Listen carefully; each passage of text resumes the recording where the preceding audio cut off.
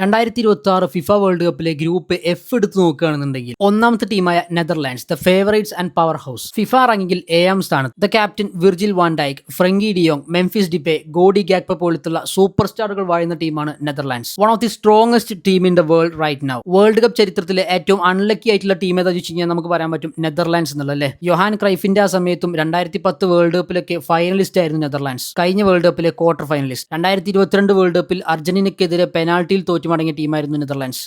ആ ഒരു കളി നമ്മൾ ഒരിക്കലും മറക്കില്ല. കാരണം നല്ലൊരു മൊമെന്റ്സ് ആണ് നമുക്ക് ആ കളി തന്നിട്ടുണ്ടായിരുന്നത്. നല്ലൊരു സ്ക്വാഡ് തന്നെയാണ് നെതർലാൻഡ്സിന്റെ. അതുകൊണ്ട് ഈ ഗ്രൂപ്പിൽ 1ാം സ്ഥാനം നേടാൻ ഏറ്റവും കൂടുതൽ ചാൻസ് ഉള്ളത് നെതർലാൻഡ്സ് തന്നെയാണ്. രണ്ടാമത്തെ ടീമാണ് Japan, the Asian contenders. FIFA റാങ്കിങ്ങിൽ 18ാം സ്ഥാനത്ത്. ഹോണസ്റ്റ്ലി പറയാലോ, എനിക്ക് ഇഷ്ടപ്പെട്ട ഒരു ടീം കൂടിയാണ് ജപ്പാൻ. ടൂബോ, എൻഡോ പോലത്തുള്ള അടിപൊളി പ്ലേയേഴ്സ് ആണ് ഇതിലുള്ളത്. 2022 വേൾഡ് കപ്പിൽ ഇവർ തന്ന മൊമെന്റ്സും നമ്മൾ ഒരിക്കലും മറക്കാൻ പോകുന്നില്ല. കാരണം ഗ്രൂപ്പിലുണ്ടായിരുന്ന സ്പെയിനിനെയും ജർമ്മനിയെയും തോൽപ്പിച്ചിട്ട് അവർ ആ ഗ്രൂപ്പിൽ നിന്ന് നോക്കൌട്ടിലേക്ക് എത്തിയിട്ടുണ്ട്. വെൽ ഓർഗനൈസ്ഡും ഹൈ പ്രസിംഗും ടെക്നിക്കലി സ്ട്രോങ്ങുമാണ് ജപ്പാൻ. ഏതൊരു ടീമിനെയും തോൽപ്പിക്കാൻ കെൽപ്പുള്ളവരാണ് ജപ്പാൻ. ജപ്പാൻ അട്ടിമറിച്ചു എന്ന് പറയുന്നതൊക്കെ പണ്ട്. ഇപ്പൊ അങ്ങനെയല്ല. ഇപ്പൊ ജപ്പാൻ തന്നെ വലിയ ടീമാണ്. എന്തായാലും നെതർലാൻഡ്സിനെ തോൽപ്പിക്കാൻ കെൽപ്പുള്ളവർ തന്നെയാണ് ഈ ജപ്പാൻ. അതുകൊണ്ട് നല്ലൊരു മാച്ച് നമുക്കത് കാണാൻ പറ്റും. മൂന്നാമത്തെ ടീമാണ് സ്വീഡൻ. ഫിഫ റാങ്കിങ്ങിൽ 38ാം സ്ഥാനത്ത്. വേൾഡ് കപ്പ് ക്വാളിഫയേഴ്സിന്റെ പ്ലേ ഓഫും കഴിഞ്ഞിട്ടാണ് ഈ വേൾഡ് കപ്പിലേക്ക് എത്തുന്നത്. പ്രീമിയർ ലീഗ് ചാമ്പ്യനായ വിക്ടർ ഗ്യോക്കറസ്, അതുപോലെ തന്നെ അലക്സാണ്ടർ ഇസിക് പോലത്തുള്ള സൂപ്പർ സ്റ്റാറുകൾ. Physical, tall and dangerous on set pieces. Dark horse ആയി കണക്കാക്കാൻ പറ്റുന്ന ഒരു ടീം തന്നെയാണ്. എന്തായാലും നമുക്ക് നല്ലൊരു സർപ്രൈസും നല്ലൊരു മൊമെന്റ്സും ഈ വേൾഡ് കപ്പിൽ ഈ ഗ്രൂപ്പിൽ നിന്ന് അവർ തരുന്നുള്ള കാര്യത്തിൽ ഉറപ്പാണ്. ഈ ഗ്രൂപ്പിലെ അവസാനത്തെ ടീം